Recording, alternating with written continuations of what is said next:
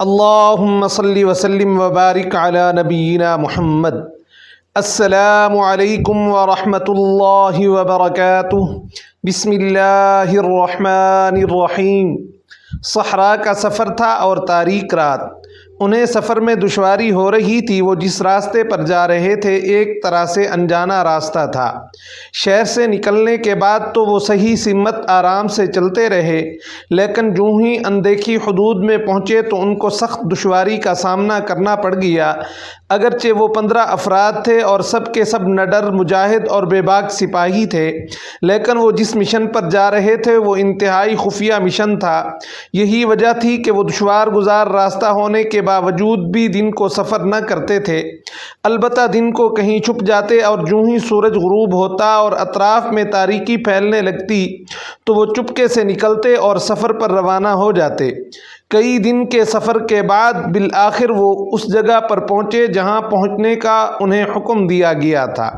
یہ نجد کا سرسبز و شاداب علاقہ تھا جہاں قبیلہ بنو غطفان کے لوگ آباد تھے۔ یہ لوگ بڑے سرکش اور شریر تھے۔ اسلام اور مسلمانوں کے لیے ان کی سازشیں روز بروز بڑھنے لگی تھیں۔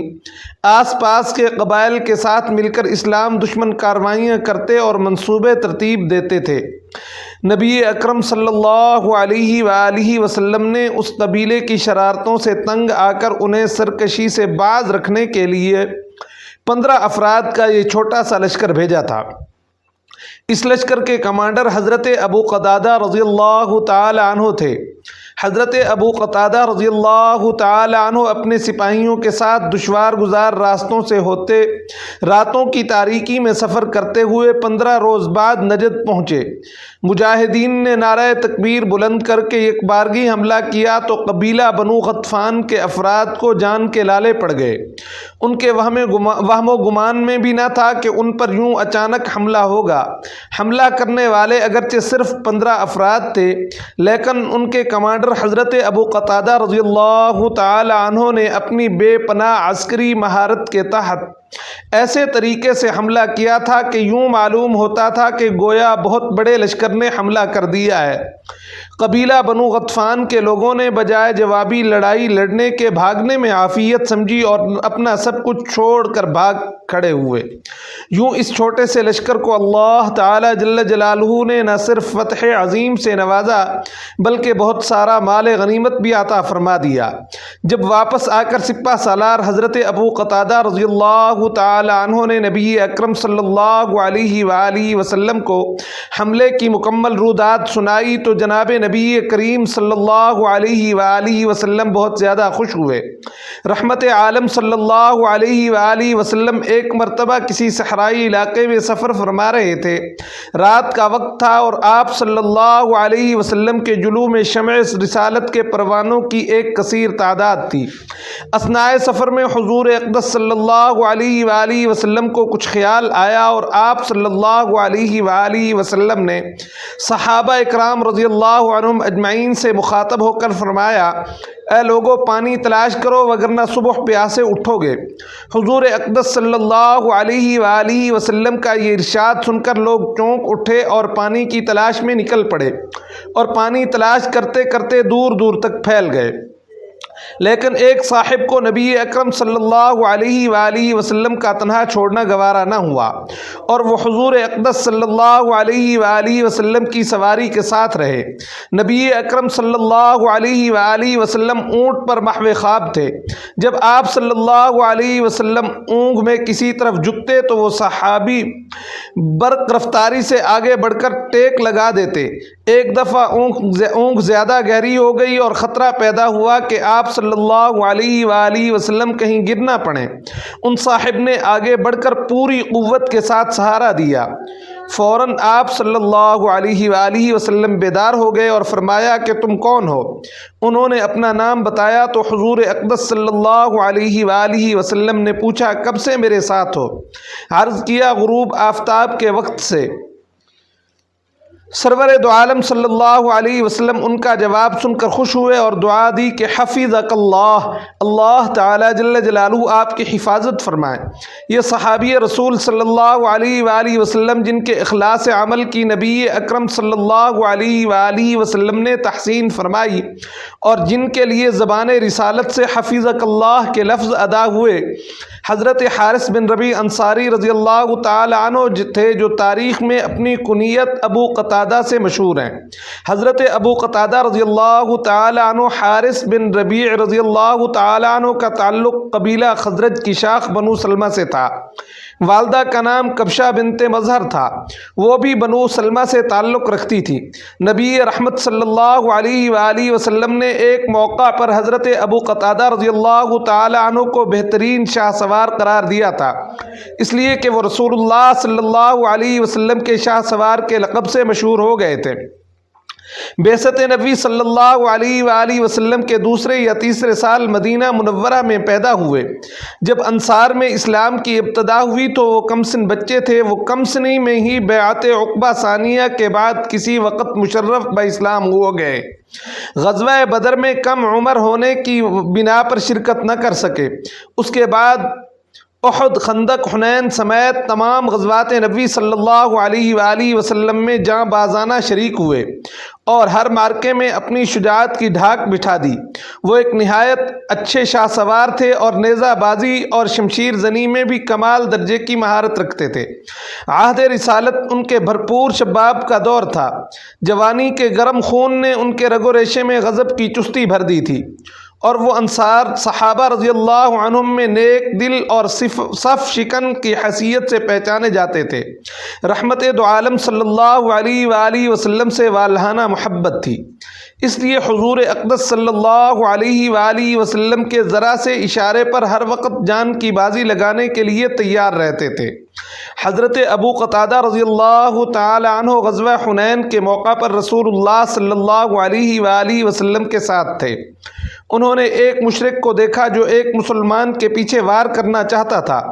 آپ رضی اللہ تعالی عنہ گھوم کر اس کے پیچھے گئے اور تلوار سے اس کے شانے پر وار کیا اور جواں مردی سے اس کو قتل کر دیا۔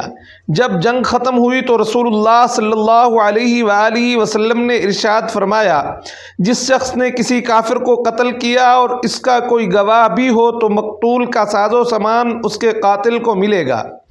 حضرت ابو قتادہ رضی اللہ تعالیٰ عنہ کھڑے ہوئے اور عرض کی، میری گواہی کون دے گا؟ لیکن کوئی جواب نہ آیا۔ حضرت ابو قتادہ رضی اللہ تعالیٰ عنہ بیٹھ گئے۔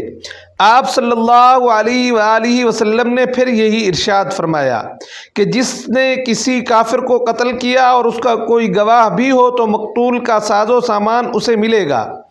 حضرت ابو قتادہ رضی اللہ تعالیٰ عنہ پھر سے کھڑے ہوئے اور کہا، میری گواہی کون دے گا؟ لیکن پھر سے کوئی جواب نہ آیا۔ وہ پھر بیٹھ گئے۔ آپ صلی اللہ علیہ وآلہ وسلم نے تیسری مرتبہ پھر یہی ارشاد فرمایا۔ حضرت ابو قتادہ رضی اللہ تعالی عنہ پھر کھڑے ہوئے۔ رسول اللہ صلی اللہ علیہ وآلہ وسلم نے ارشاد فرمایا، اے ابو قتادہ کیا بات ہے؟ تو انہوں نے آپ صلی اللہ علیہ وآلہ وسلم کو ساری بات بتائی۔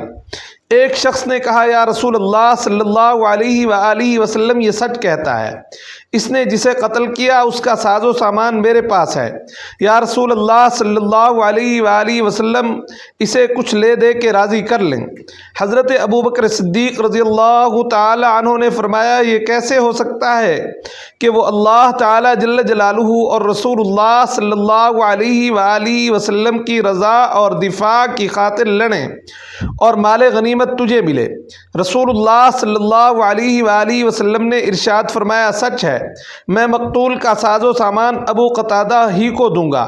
آپ صلی اللہ علیہ وآلہ وسلم نے اس کا ساز و سامان حضرت ابو قتادہ رضی اللہ تعالی عنہ کو عطا کیا۔ انہوں نے اس سامان میں سے ایک زرہ کو بیچ کر بنو سلمہ سے کھجوروں کا ایک باغ خرید لیا۔ نبی اکرم صلی اللہ علیہ وآلہ وسلم کی وفات کے بعد جب فتنہ برپا ہوا، لوگ مرتد ہونے لگے تو حضرت ابو بکر صدیق رضی اللہ تعالی عنہ نے 11 لشکر ترتیب دیے۔ ان میں سے ایک لشکر کے سپہ سالار حضرت خالد بن ولید رضی اللہ تعالی عنہ مقرر ہوئے۔ حضرت ابو قتادہ رضی اللہ تعالی عنہ ان کے لشکر میں شریک تھے۔ اس لشکر نے نبوت کے جھوٹے دعوے دار طلیحہ اسدی کو شکست دی۔ اس لڑائی میں بھی آپ رضی اللہ تعالی عنہ نے شجاعت کے جوہر دکھائے۔ ایک مرتبہ آپ رضی اللہ تعالی عنہ نے کسی شخص کو قرض دیا۔ مقررہ مدت گزرنے پر آپ رضی اللہ تعالی عنہ قرض لینے کے لیے گئے تو وہ شخص چھپ گیا۔ کئی بار ایسا ہوا۔ ایک دفعہ گئے تو وہ صاحب گھر پر موجود تھے۔ آپ رضی اللہ تعالی عنہ نے انہیں آواز دی، انہوں نے جواب نہ دیا۔ اتنے میں ان صاحب کا کم سن بچہ باہر آیا۔ آپ رضی اللہ تعالی عنہ نے اس سے پوچھا، بچے نے بتایا اندر ہیں، کھانا کھا رہے ہیں۔ تب آپ رضی اللہ تعالی عنہ بلند آواز سے بولے، مجھے معلوم ہو گیا ہے کہ تم اندر ہو اور کھانا کھا رہے ہو، اب باہر نکل آؤ، چھپنے کا کوئی فائدہ نہیں۔ وہ صاحب باہر نکل آئے۔ آپ رضی اللہ تعالی عنہ نے ان سے پوچھا، میں بار بار آتا ہوں اور تم ملتے نہیں، آخر کیوں؟ ان صاحب نے کہا، اپنی مصیبتوں کا دوسرے کے سامنے ذکر کرنا اچھا نہیں لگتا۔ سچ یہ ہے کہ میں اپنی مصیبت دوسروں سے چھپاتا ہوں۔ سخت تنگ دست ہوں، بال بچوں کی پرورش بھی مشکل سے ہو رہی ہے۔ میرے پاس کچھ ہوتا تو آپ رضی اللہ تعالی عنہ کا قرض ادا کر چکا ہوتا۔ یہ سن کر آپ رضی اللہ تعالی عنہ کی آنکھوں میں آنسو آ گئے اور بولے، میں تم سے کچھ نہیں لوں گا، جاؤ، میں نے تمہارا قرض اللہ تعالی جل جلالہ کی رضا کی خاطر معاف کر دیا۔ ایک مرتبہ نبی اکرم صلی اللہ علیہ وآلہ وسلم کے سامنے ایک جنازہ لایا گیا۔ آپ صلی اللہ علیہ وآلہ وسلم نے دریافت فرمایا، مرنے والے پر کچھ قرض تو نہیں؟ لوگوں نے بتایا کہ 2 دینار اس کے اوپر قرض ہیں۔